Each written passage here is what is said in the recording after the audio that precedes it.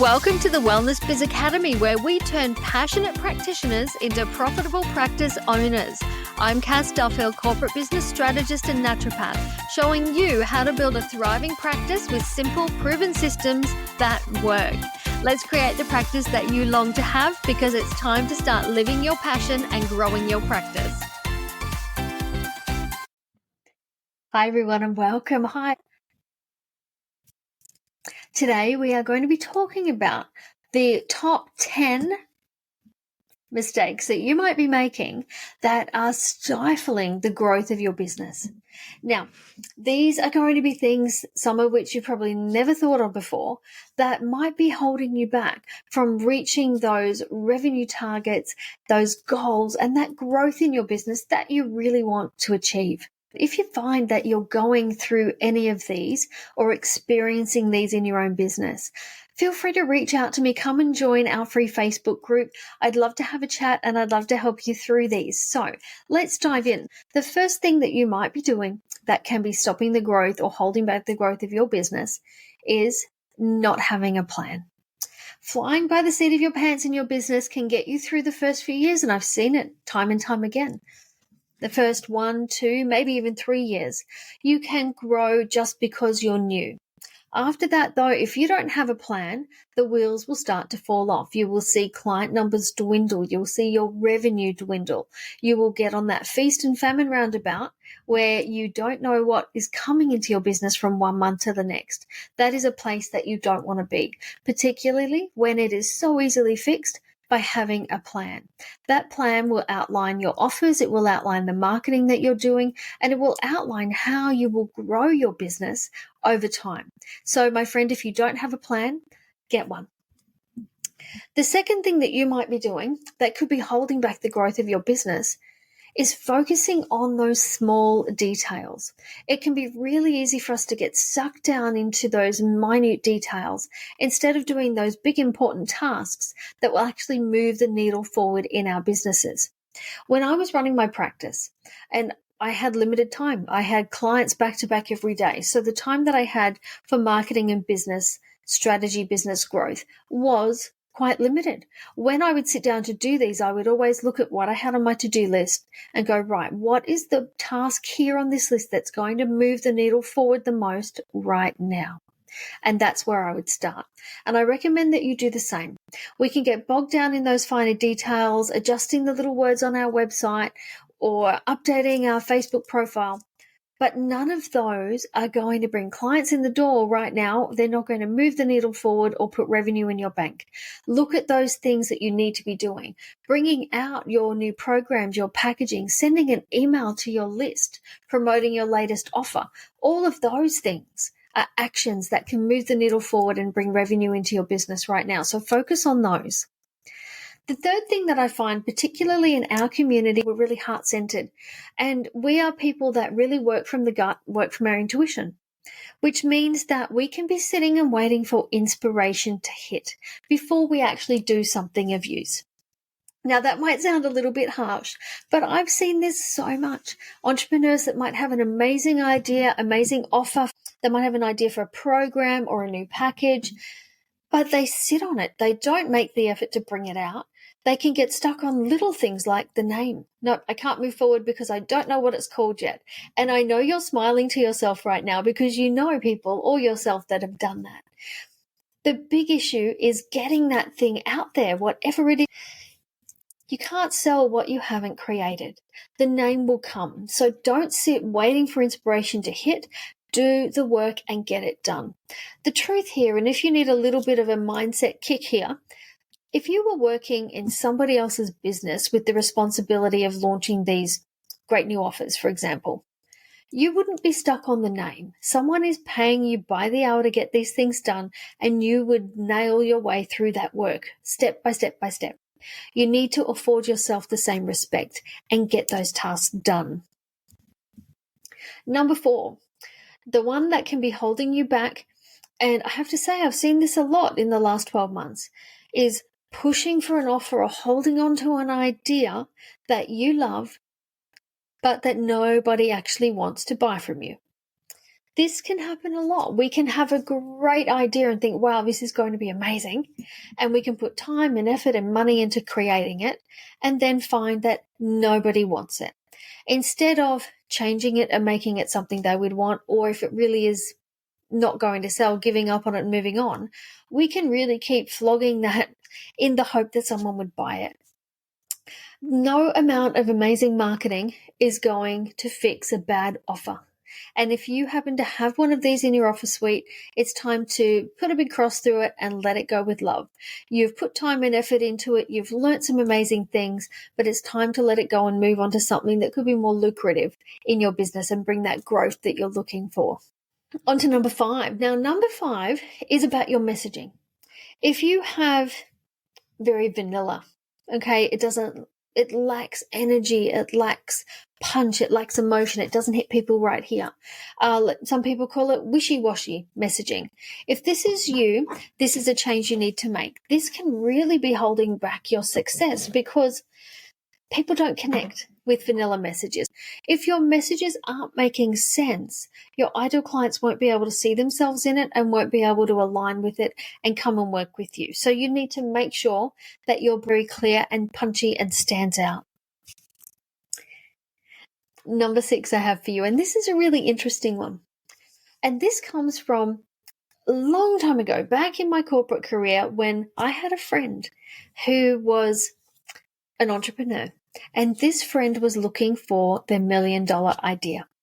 This person had a business they were running, and it was an excellent business. And it was a very novel idea, actually. We'd meet for coffee really regularly and dinners, and we'd always chat.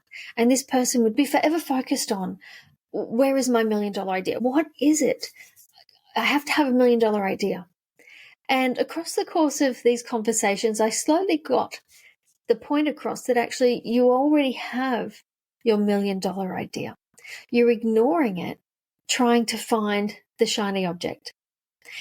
And this was a light bulb moment for this person because they're like, oh my gosh, that's it. I'm sitting on my $1 million idea. And I have to say, in the years that followed, this person did grow their business, and actually very quickly it did become a literal $1 million idea. They started turning over multi-millions in their business. So I ask you, where are you neglecting your own business and your current offers in the chase for the next $1 million idea? Are you doing that? You might not be, but if you are, have a good look at it. If it is a great idea, bring it into your offer suite and make it happen. If it's not a great idea, put it to the side for now. Put it on a list somewhere and come back to it later. Focus on your business and getting those offers you already have functioning really, really well. Number 7, and I know you're going to think, oh, you've said this before, and I have. Number 7 mistake that you might be making that is holding back the growth of your business is not being consistent. And that is not being consistent in the work you're putting in to work on your business, not being consistent in your marketing, not being consistent in your messaging. Well, consistency is key across so many different areas of running, marketing, and growing your business. So have a think about where you're not being consistent and how you can adjust that. Number 8. Number 8, my friends, is impatience. Impatience, not giving it enough time. Not everything happens overnight, and I guarantee you that every overnight success you're looking at and comparing yourself to was years in the making. There are very few real overnight success. Things take time. I've had entrepreneurs come to me with a great idea, a great offer they've put together, and they've literally said to me, oh, I put it in a Facebook post once and no one commented, so I didn't bother doing it. That is not an idea that is tried. Be really conscious about how much time you are giving your ideas and your offers. Are you giving it enough time? Are you giving it enough marketing? Are you giving it enough focus? These things don't happen by themselves. A new product, a new package, a new offer, you really need to look at it as a launch and give it a 6-week marketing plug. I know that sounds like a lot, but it's taking somewhere in the midst of 30 times someone seeing what you have before they come and work with you. That doesn't happen from one standalone social media post. I always think back to when I started my naturopathic clinic, and there was somebody I was friends with at the time, and I was working really hard to get this off the ground. I was literally only in my first month of business, and this person said to me, "How do you know this is even going to work?" And without even thinking, I turned around and I said, "Because it will. I know it will."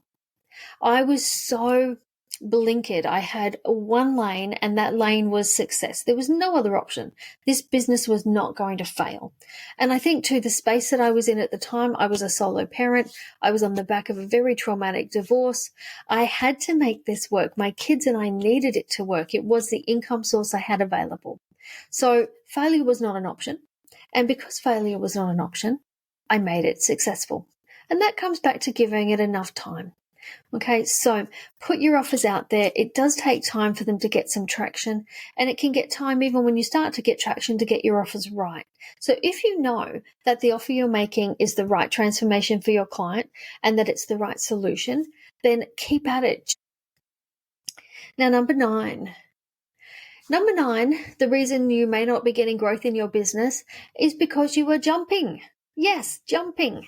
The kind of people here we see that one week they're talking about this niche, the next week it's a different niche. One week their main message and their transformation statement says something, and the next week it's something else. You know these people because you've seen them, and you would think to yourself, wow, they've changed again. Some people I've even seen in our realm change their business names regularly, change their website, their domain name. They change literally their entire business because they've had another bright idea. This is not going to help you to build your business and build a following. It can take a few years to start to get traction. You could be just on the verge of that starting to pay off for you when you change. What if you've just changed your niche or just changed your business completely, and then clients start to look for you? I have had this happen actually, where I've gone to recommend people to my clients, VAs, web designers, that sort of genre. And when I've gone to look these people up, they're actually no longer a VA or a web designer. Someone was a coach and someone was something else completely different. So I think stay the course. If you know what you do is important, and if you love what you do, stay the course. Now, number 10 is a bit of tough love, because this is something that I see so many entrepreneurs in my audience do, and that is avoiding the tasks that could make you the money. When I talk about these tasks, I'm talking about things like following up on leads, sending regular emails to your list, talking to clients and reactivating clients that you've previously worked with. Okay, so it's not enough to do a challenge online, say, and get 100 new leads in and just hope someone works with you. We are in the age of personal outreach. You need to be reaching out to each of them and touching base. What did you think of the challenge? What did you learn? I've got this great program. I've got this great package. I've got this great offer. Do you want to come in? It's about using that list that you've been building. I know so many of you are not sending regular emails. You need to be emailing your list every single week. Emails is the best opportunity in this current market to get seen and to get your message across, so start using it. Have a think about where you're not following up on leads, where you're not responding to emails quickly enough, you're not responding to phone calls. Is there spaces where you could be reactivating old clients? In my clinic, we used to do a reactivation campaign every 3 months, and we used to reactivate anywhere between 50% and 80% of the clients we'd finished working with or that we hadn't seen for a while. That is a huge benefit to the business, and I really recommend you start a process of doing that in your business as well. So that's all from me today. I'm just going to wrap up by saying there are so many pieces of gold in today's episode, in those 10 things that you might be doing that's accidentally stopping the growth of your business. There's two sides to those coins. So if you are doing any of those, flip it. If you're not following up on leads, start following up on leads.